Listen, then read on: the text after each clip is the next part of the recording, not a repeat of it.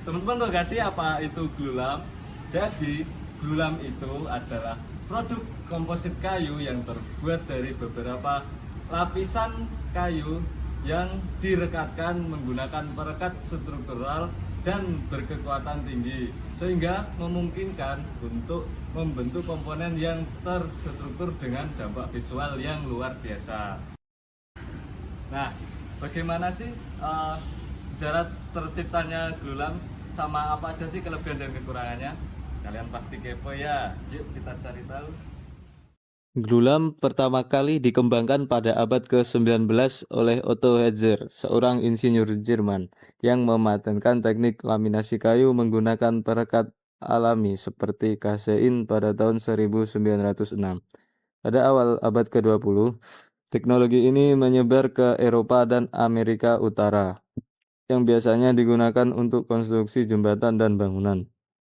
Kemudian perkembangan perekat sintetis seperti fenol resorcinol pada 1930-an meningkatkan kekuatan dan ketahanan glulam.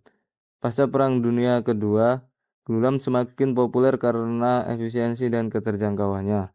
Dengan standar produksi mulai dikembangkan pada tahun 1950-an. Pada abad ke-21, glulam mengalami modernisasi dengan perekat yang lebih kuat dan ramah lingkungan tentunya, serta digunakan dalam konstruksi tinggi dan proyek berkelanjutan. Untuk kelebihannya sendiri, glulam ini lebih kuat daripada kayu solid karena lapisan kayu yang direkatkan saling mengimbangi kelemahan alami kayu. Kemudian, dari segi fleksibilitas desain, glulam ini dapat dibentuk menjadi lengkungan, kurva, atau bentuk arsitektur yang kompleks. Selain itu, keunggulan lainnya adalah ramah lingkungan, ringan, dan memiliki ketahanan api yang baik karena lapisan luar yang terbakar membentuk lapisan arang yang melindungi bagian dalam. Kemudian untuk kekurangannya terletak pada biaya produksi, di mana proses pembuatan gula memerlukan teknologi dan peralatan khusus sehingga biayanya lebih tinggi daripada kayu solid. Selain itu, dari segi perawatan, glulam ini juga perlu dilindungi dari kelembapan berlebih dan serangan serangga untuk memastikan daya tahannya.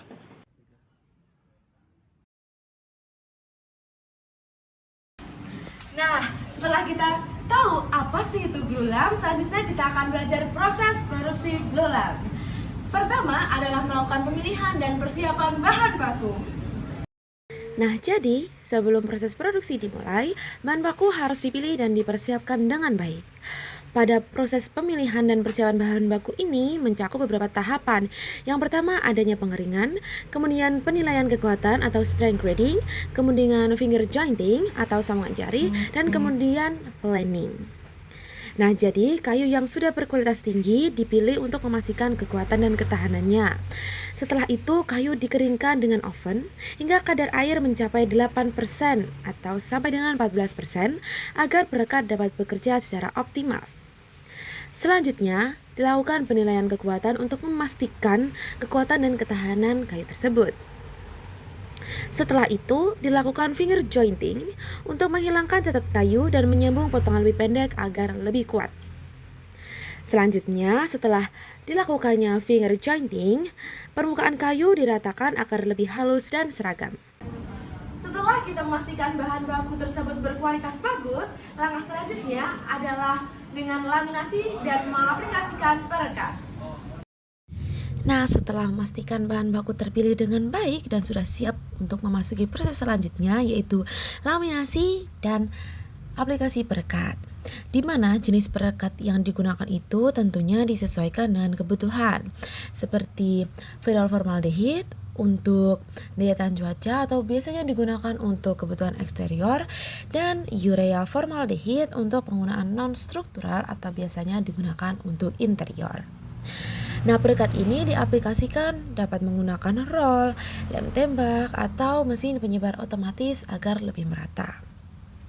Nah, setelah aplikasi perekat, lapisan kayu disusun sesuai dengan bentuk yang diinginkan dan dipastikan bahwa distribusinya itu memiliki tegangan yang baik. Nah, selanjutnya dilakukan clamping atau penjempitan dengan tekanan 1000 hingga 1400 agar ikatan kuat dan stabil.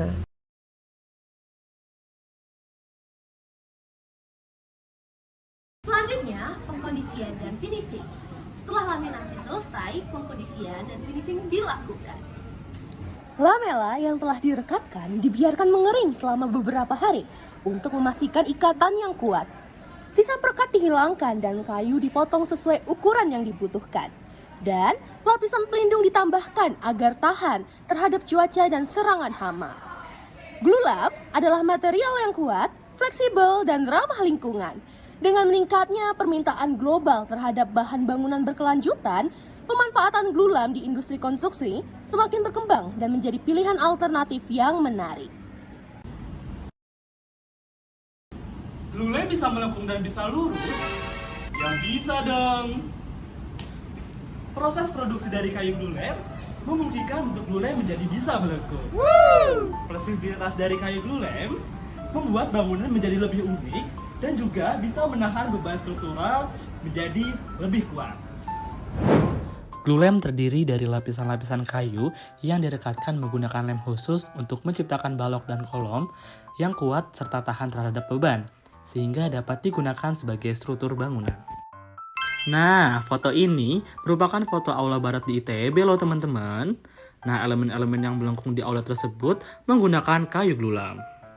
Selain untuk bangunan, glulam juga berfungsi sebagai bahan utama untuk struktur penahan beban seperti pada kanopi, pavilion, dan juga jembatan. Ini merupakan King West Pedestrian Bridge yang ada di British Columbia.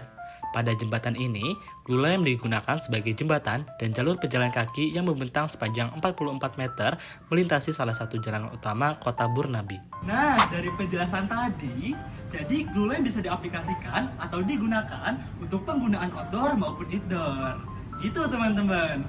Menarik bukan?